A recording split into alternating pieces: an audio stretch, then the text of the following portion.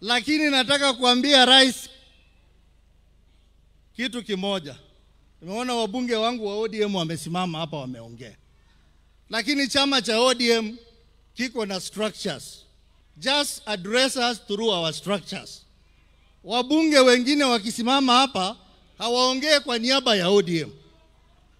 Kama Mheshimiwa Elisha, Mheshimiwa Jalango, hawa tuliofukuza kwa chama. Kwa hivyo hawezi wakakuja hapa waongee mambo ya ODM. ODM, mkiona Ososi mmeona ODM. Kwa sababu sisi tunakaa kwa ile kamati ya Central Committee, sisi ndio tunapanga mambo na sisi hatuna shida na broad base, lakini wabunge mfuate msimamo wa chama na msimamo wa chama ni ule tulitoa wiki hii. Asanteni sana, Mungu awabariki.